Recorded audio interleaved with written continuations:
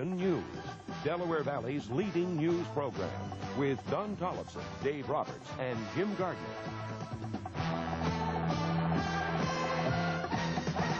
Thursday night, GM is trying to make it impossible for you not to buy one of their cars, and this man, an American spy, gets 365 years in jail.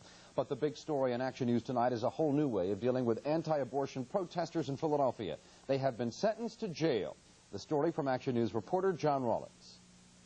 The incident occurred May 23rd at the Northeast Women's Center. Pro-life demonstrators invaded the clinic in a self-described rescue mission. Police had to physically remove them. We are a threat to the whole abortion industry, and they're going to get the system to crack down on us. Michael McMonagle and 25 others are now facing jail terms for trespassing, conspiracy, and disorderly conduct. Some of those convicted today had been arrested at other incidents at the clinic. But before today, the toughest punishment had been fines and probation. Did the sentences surprise the protesters?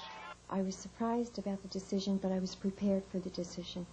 The clinic's administrator was also surprised. She says she hopes the decision will deter violent protests. We were real pleased to see that a judge in Philadelphia is ready to send somebody to jail. I think it's going to make people think twice before they think about breaking the law.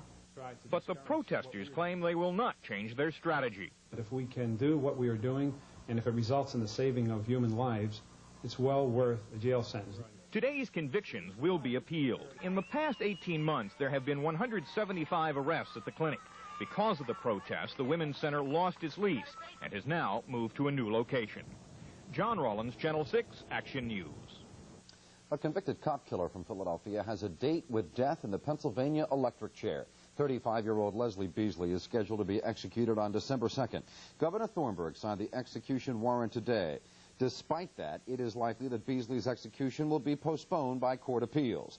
It was July 16, 1980, when Beasley killed Philadelphia police officer Ernest Davis. Beasley was also convicted of killing a bicyclist, 27-year-old Keith Singleton, in April of 1980. It happened in this Germantown house today. Police say 30-year-old Kim Payne stabbed his mother to death. 52-year-old Daisy Payne died at Germantown Hospital. But that is only half of this grim story. Police say after the killing, Payne then walked a couple of blocks to an abandoned building on Chilton Avenue and plunged to his death from a fire escape. Murder-suicide. Philadelphia police searching for a hit-and-run killer tonight. A 53-year-old man was waiting for a bus on Welsh Road at Wilson in northeast Philadelphia when he was struck by a car and dragged for several blocks. Lawmen have not yet released the name of the victim. But police think the hit-and-run vehicle was a blue Ford, model year 74, 75, or 76. The accident happened at 2:25 this afternoon. If you know anything about it, call Philadelphia Police at 686-0069. Police on Philadelphia's main line have been trying to track down a killer for much of the summer, and tonight they are asking for your help. Here is Rob Jennings in Crime Fighters. The date was July 12th. The scene, Haverford Township, Delaware County. The crime was murder. Tonight, police are asking for your help concerning the brutal beating death of 32-year-old Kevin Grover, who was bicycling his way through our area on his way from Vermont to Florida. If you have any information which can help police with this case, get ready to call the Crime Fighters hotline or the Citizens Crime Commission hotline tonight with your anonymous tip. Kevin Grover camped out for the night in a wooded area across from this shopping complex at Township Line and Drexel Avenue. Police were called here by residents who said they heard someone moaning for help. Here, officers found Kevin Grover badly beaten about the head. His wallet, bicycle, and other belongings were all intact. He couldn't tell the officers too much, only that he said he was done in by two guys and that he had been drinking in a bar north of this area the evening before. But which bar and with whom? Police haven't been able to find anyone who saw Grover the night before. 2 weeks later in Florida, Kevin Grover died from the head injuries he received in the beating. Grover's last known whereabouts was at 63rd and Lancaster here in West Philadelphia. At 5:19 that Saturday afternoon, he made a telephone call from one of these payphones to a friend back in Vermont and told the friend he had been caught in a rainstorm and needed to find a laundromat to dry his clothes. Police want to trace Grover's movements following that call in hopes of finding the two men who beat and eventually killed him. Sergeant Beretta says Kevin was wearing a black T-shirt the night of the beating. He was riding this white 10-speed bike with a blue milk crate on the rear fender. If you saw him that Saturday night, call the Crime Fighters hotline now at 1-800-73-CRIME or the Citizens Crime Commission hotline at 215-546-TIPS. Don't give your name. You could be eligible for a reward. Rob Jennings, Channel 6 Action News. Those two supervisors of the anti-graffiti network in Philadelphia are out of jail tonight. Corbett Harris and Rodney Hill have both posted $3,000 bond. They are charged with stealing 20 paychecks of teenage anti-graffiti summer workers worth $1,000. This is the mansion linked to Ferdinand Marcos in Lawrence Township, New Jersey. Tonight, a New Jersey judge has handed control of this 13-acre estate over to the Aquino government in Manila. It was discovered this week that the house had been suspiciously stripped of all its furnishings. The Philippines government is also now seeking the deportation of that man, Orlando Dulay, spotted at the house this week. He is wanted by the Aquino government for several murders and election fraud. In other news tonight, officials of the Republican Party are in the midst of a two-day tour of Philadelphia. They are here to evaluate the city as a possible site for the 1988 Republican National Convention. City officials are showing the GOP the sites, trying to put the city's best foot forward, but even Philadelphia officials concede that our best foot won't be put forward until the convention center is built in 1990. And so perhaps it's a safe bet that Philadelphia is really pitching for the Republican convention of 1992. Tonight, a family in northeast Philadelphia is desperately trying to sustain a life, but they need help and lots of it. Here is Lauren Madelon. She looks like she's full of life. She reads books almost every day, and as this photograph shows us, she loves to dance. But 3-year-old Deborah Lee Weed of northeast Philadelphia is dying.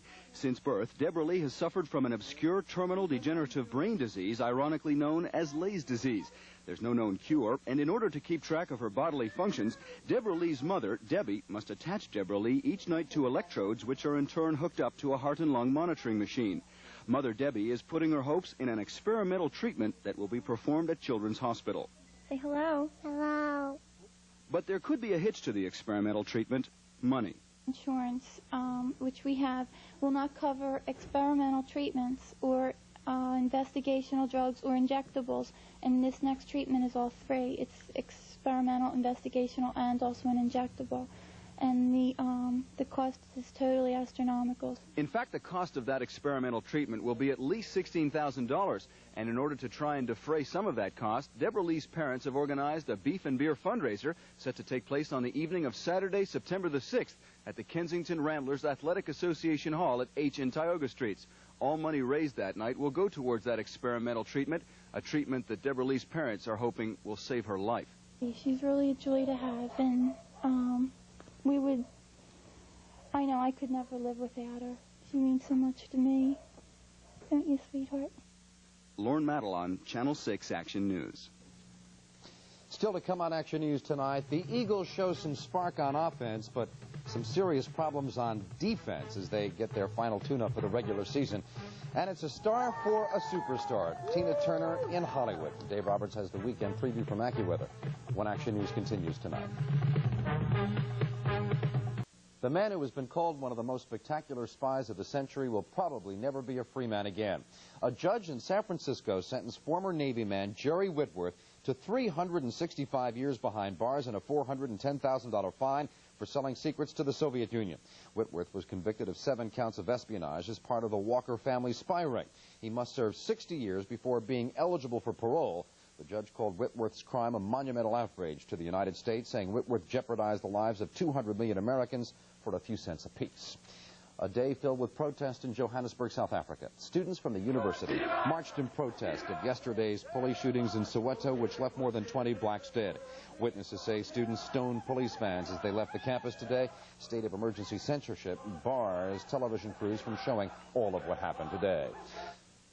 Hundreds of arrests are reported in Bolivia tonight as the government there imposed a state of siege. The action is aimed at quelling labor trouble after the government closed tin mines. 7,000 miners marched on La Paz to protest the shutdown.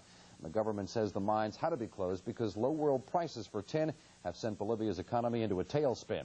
More grim predictions tonight in the aftermath of the Chernobyl nuclear mishap.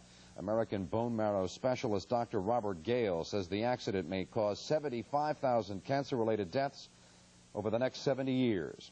That is far more drastic than predictions of 25,000 deaths made earlier this week by other Western analysts. The search for shuttle wreckage is officially over tonight, 7 months to the day after the Challenger disaster. The final 3 vessels in the search operation returned to Port Canaveral today. Their return marked the end of the largest ocean search and salvage project in history. NASA says some personal items carried by shuttle crew members will be returned to families. Other mementos will be distributed to each state in the Union to be displayed as memorials to the crew of the Challenger.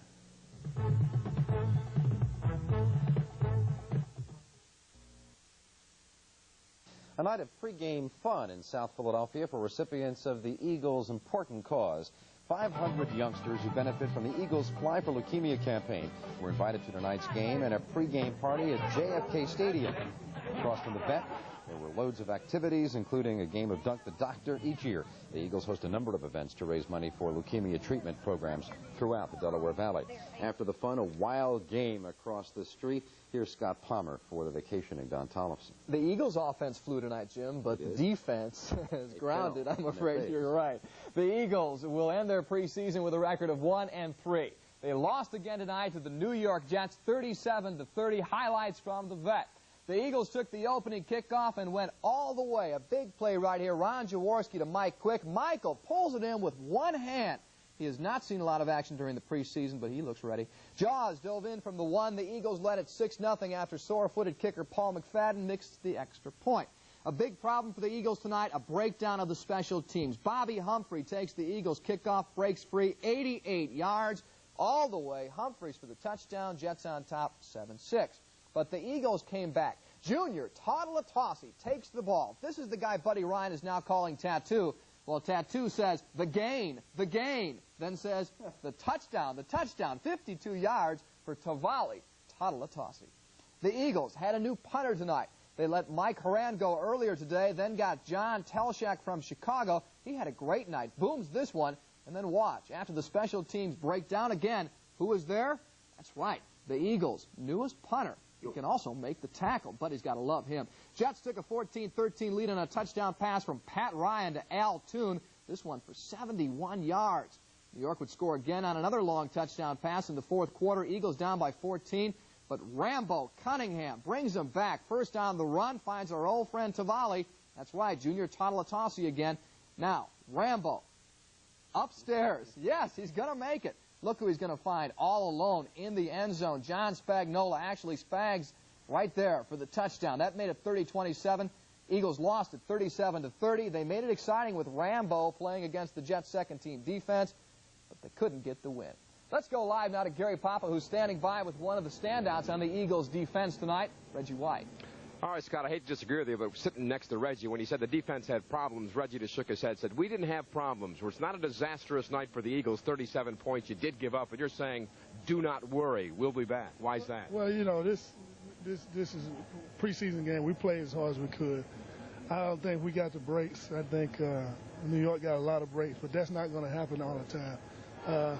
I don't think we used everything within Coach Ryan's defense, but, you know, if the fans just keep coming out, we'll have something for it. We're just a little bit away from it. You see yourself responding to the fans here with this sack earlier. Defense is inconsistent. How are you going to get that going in the right direction? Well, you know, we're playing Washington next week, and this is going to be real. We've really got to get in our minds what we can do and what we're going to do. And, you know, this is a great defense. We just got to execute it right more and more. But I think you'll see a lot more maybe blitzes and things once we play Washington. All right, thank you, Reggie White. He says we're that far away from having a great defense. One interesting note tonight, Ray Ellis did not play all that much. Maybe something might be going that Ray Ellis might not be a part of this 86 team. We'll see about that in the future. Gary Papa reporting live with Reggie White. See you later, Reg, at Veterans Stadium. I will say one thing for Reggie, Gary. He's optimistic. Buddy Ryan has been predicting his team will win the NFC East, but there are a lot of question marks still in this ball club after the preseason, and the Birds have now dropped 3 in a row. The toughest critics, as you know, sit in the 700 level, and that's where I went tonight to find out how the fans feel about Buddy now that the preseason is over. Eagles may be losing, but the fans up here still love their Buddy. Buddy is the new coach of the year. The defense is awesome. What do you think about Buddy Ryan now? I think he's trying to do a good job. I think he got rid of a few players too hastily, but I think he's doing a good job. I think he's brutal, but I think he might get results. These Eagles fans still love Buddy, but what they don't love is the team's decision not to sell beer in the fourth quarter. I think we should definitely have it. Why not? We're going to drink it in the third, we're going to drink it in the first. Why not the fourth? What do you think about the decision not to sell beer in the fourth quarter? Oh, I hate it, man. Beer should be sold in the fourth quarter. That's the Eagles' tradition. I'm glad I wasn't up there in the fourth quarter. The Phillies are off tonight. They begin a weekend series tomorrow back home against San Francisco. All right, let's go to the American League scoreboard because nobody was playing tonight in the National League. Toronto beat Cleveland 9-1 in a doubleheader. It was Oakland beating Baltimore 5-4 in the first. The A's lead 1-0 in the first inning of Game 2, and Chicago beat Texas. All right, action tonight from the U.S. Open. Top-seeded Ivan Lendl against Robert Seguso. Lendl, no trouble in this one. Ivan wins the match in straight sets, 6-3, 6-1, 6-2. Other winners, Yannick Noah, Martina, and Pam Shriver. There's match point. Ivan Lendl probably is going to win the U.S. Open. I have to believe it anyway, unless Jimmy Connors starts playing some unbelievable tennis, but I think Lendl's got to win. All right, 16 regular season games. What's the Eagles' final record? They will win 7 ball games. 7? You're as optimistic as Reggie. Not quite. All right. Coming up on Action News tonight, the Accuweather forecast from Dave Roberts when we continue.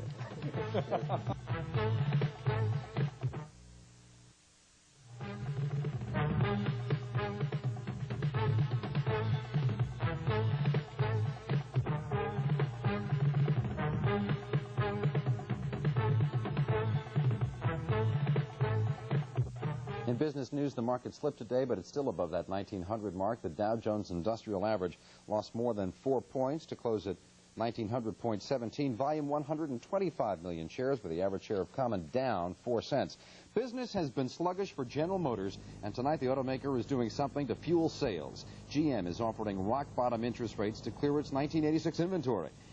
At 2.9% over 3 years, the rates are the lowest ever offered by an automaker. Still, industry analysts say you may end up paying a higher price for the car to get the lower rates. It has finally happened tonight. After 5 days of speculation, Frontier Airlines has landed in bankruptcy court.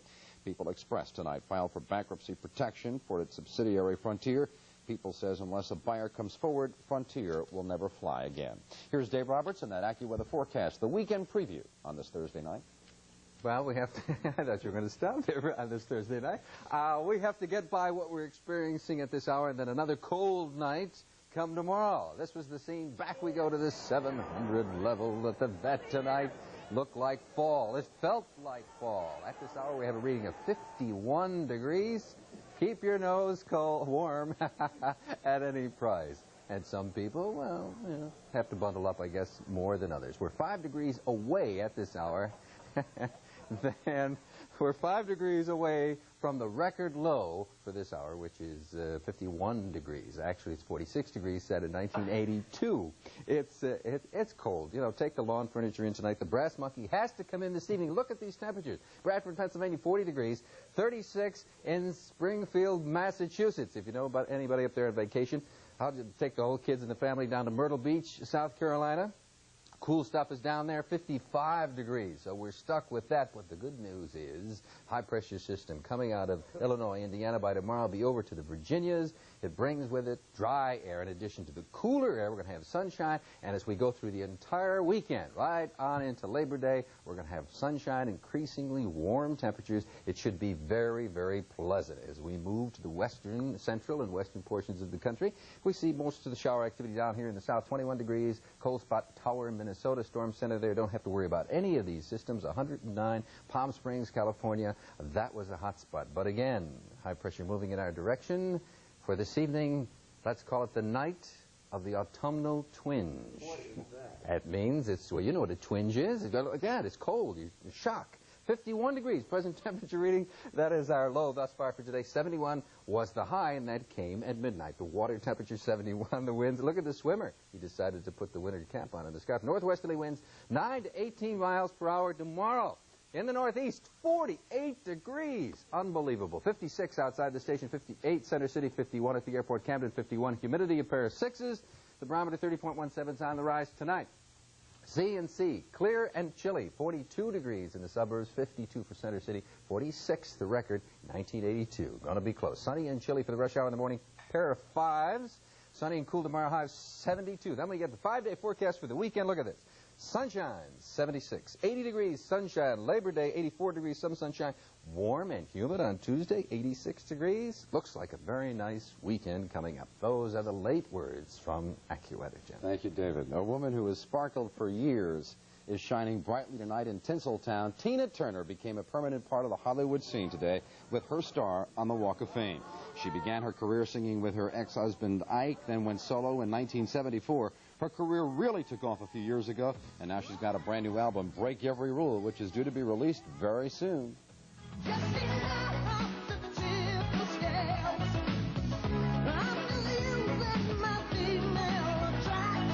Finally tonight, an event that has some singing a sour note in Rio Bravo, California.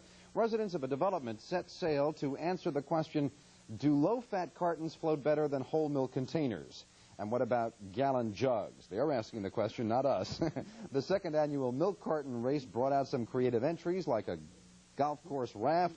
The losers got credit for the designs they turned out, but to the victors go the spoils. Nightline next on Channel 6. Action News continues tomorrow morning and then at 6, and then again at 2 with Chris Wagner, Robin Garrison, and Harry Martin. Now for Dave Roberts, Don Tollefson, Scott Plummer, and the entire Action News team. You devil, you. I'm Jim Gardner. Have a good night tonight.